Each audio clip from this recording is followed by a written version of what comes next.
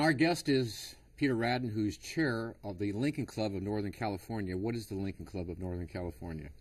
The Lincoln Club of Northern California is really, I think, the preeminent Republican organization in the Bay Area and in the 3 counties around Monterey Bay.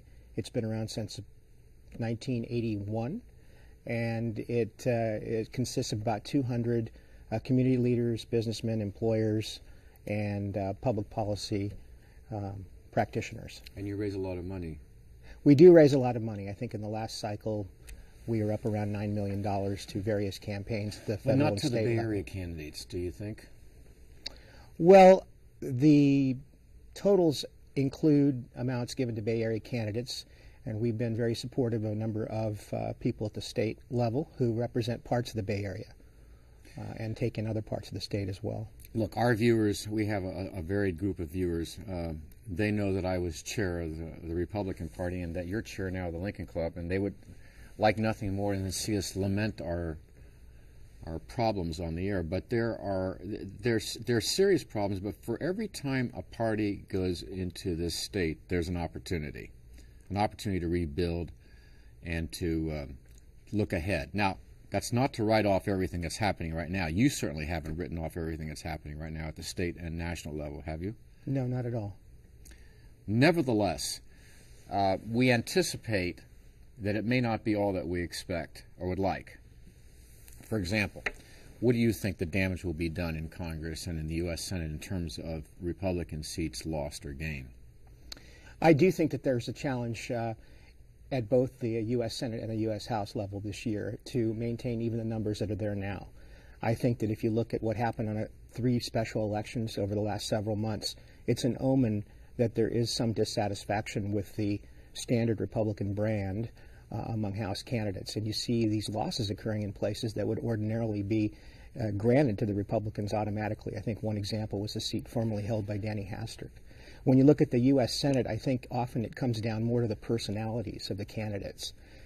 How do you mean? Well, I think that you see in certain cases where a state might be trending in one direction away from the Republicans, you have a strong personality, someone with an established record as a senator who is going to be able to withstand the challenge. I'll give you a few examples. I think that each of these individuals actually has been a friend of the Lincoln Club and has made trips here to California, and we've had a chance to get to know them.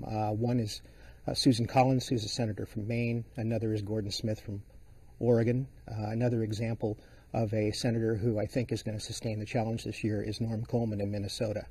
And all of those states may end up trending Democratic at other contests on the ballot, but I think that those 3 senators are going to be in good shape. But there are retirements that are going to hurt the Republicans this time around. The 2 that come immediately to mind are the ones in Colorado and in New Mexico, where the Democrats are looking in very good shape there. What do you think the result will be at the end of the campaign in November? You don't anticipate a filibuster or veto-proof Democratic Senate, do you? I don't anticipate that, but on the other hand, of course, it wouldn't make any difference if it was a Democratic president, would it? Well, that's true. Although, as we've seen in the past, especially when you've had Democratic administrations, they're working coalitions that sometimes are formed. I didn't let you answer. What do you think? Do you think that it's pretty much guaranteed that there will not be 60 Democratic senators, U.S. senators, which would then would make the Republicans effectively powerless? Well, I think that the brass ring of 60 senators for the Democrats is something that's going to be very difficult to attain, but I wouldn't say impossible, only because this has been a year that has been full of surprises all the way around. And so I think that when you have that kind of an environment, you never say never. But I'm optimistic that the numbers are going to be such that the Republicans certainly have a meaningful role in the U.S. Senate, and I think that the 60 mark is going to be very, very difficult for them to achieve. What do you think happened? How could the fortunes change so much for a party that seemed to be dominating for the next 20 or 30 years, according to a lot of people that commented on the state of the history, on the historical movement of the party? The Democratic Party seemed to be more and more isolated, more and more dominated by its left wing, therefore more out of touch with mid-America. How could such a change occur so quickly, where the numbers we're talking about are just almost survival numbers? I mean, we're talking about trying to prevent a veto-proof Senate. How does a party go so far to lose such support nationally, locally, and statewide? Well, I mean, if you go back and you look at historical trends, I think that, there are these these years, you mentioned 20 to 30 years. I mean, if you think back, I mean, a lot of this was rooted in, the Reagan administration, and we are looking at something that goes back 28 years to the election of Ronald Reagan. So, and of course, the congressional change in 1994 was switched back in 2006. So I don't necessarily... Almost like 15 years then, huh? Yeah, something like that. So in politics they say that just a few months is a lifetime, and if you look at what's gone on just in the context of the election in 2006, it turned over. Both houses turned over, but very closely in the Senate. And I think that historically there is an 8-year itch that appears among the public when you have two back-to-back consecutive administrations of the Republican Party. And then, granted, there are some difficult circumstances. The war has splintered the country, and certainly the economy is in bad shape. There are parts of the industrial Midwest and other parts of the country that are really in a very serious recession. You have the mortgage problems, and so this kind of... But when you... Okay, that comes up when you use the word change. Of course, everybody would like to have a change from the current situation, which is economic downturn and no credit, and gas is at almost $5. Yes, change is an important word there.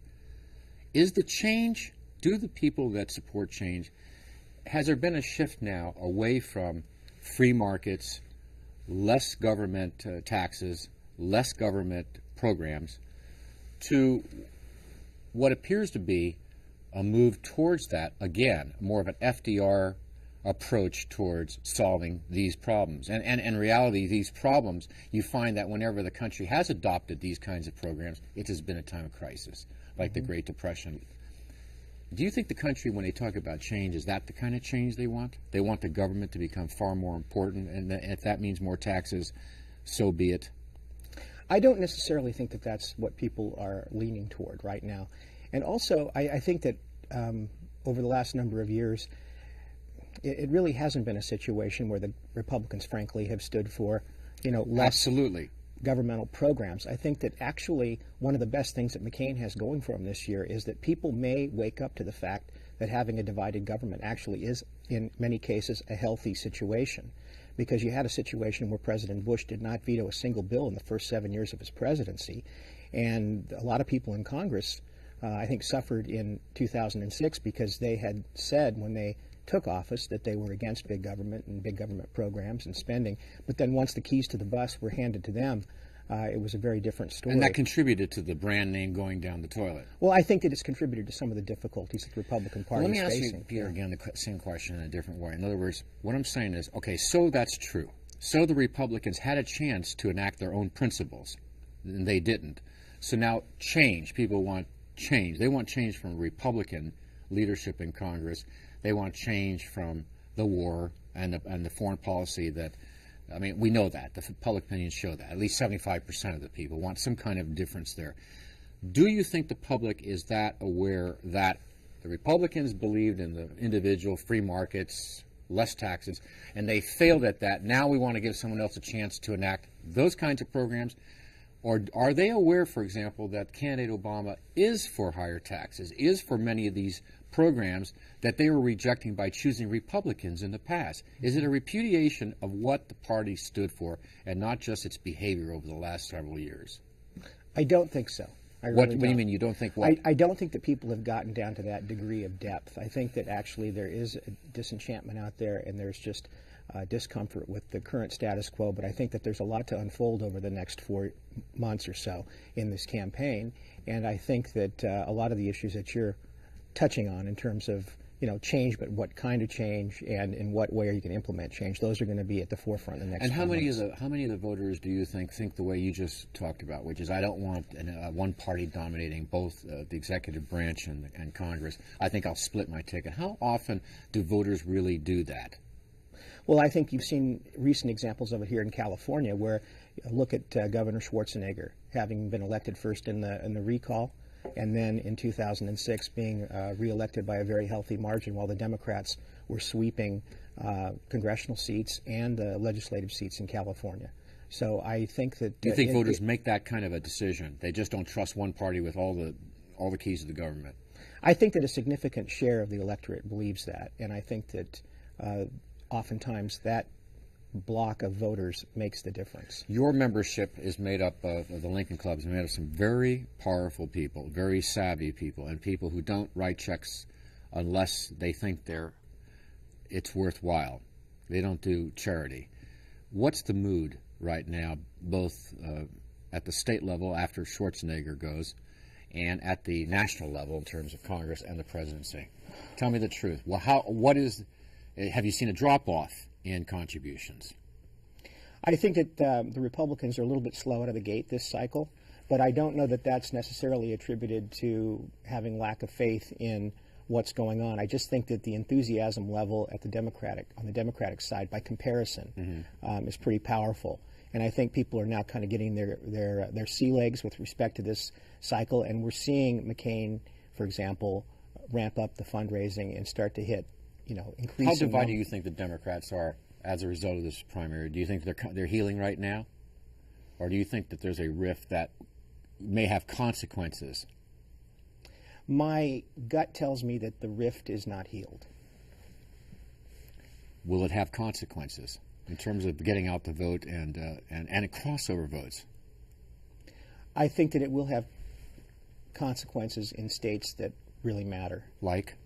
States such as Pennsylvania and in Michigan and in Ohio, places like that. You think there'll be crossover because of that to McCain? I think that there will be less willingness on the part of many of the Clinton voters in those states to cross over, or to remain in the Democratic camp and vote for Obama. So, in the end, then, without being, I'm not asking you to predict the future, but truthfully, what are the chances you think that there'll be at least some Republican victories in November? Whether it's something to celebrate after the votes are counted. Well, I think that, starting at the very top, I think that the prospects of John McCain being the president are probably 50-50 at this point, realistically speaking. I look back historically 20 years to 1988. You look at a situation in which the first President Bush was running as vice president for Ronald Reagan for effectively the third Reagan term, and the economy was in fairly good shape. There wasn't a war raging. And yet at this point, 20 years ago, Dukakis is running 20 points ahead of the first President Bush in the national polls. And the election turned out in a way that Bush won 40 states. So and won, I think, by about 10 percentage points of the popular vote. So for the Republicans that are watching, they're optimistic. I think for the Democrats that are watching, they would rather not be reminded of Dukakis. We have to go now, but we'll take a look at it when all the votes are counted, right? Thank you, Arthur. Peter Radin, appreciate it. Chair of the Lincoln Club in Northern California. And stay with us. We'll be right back.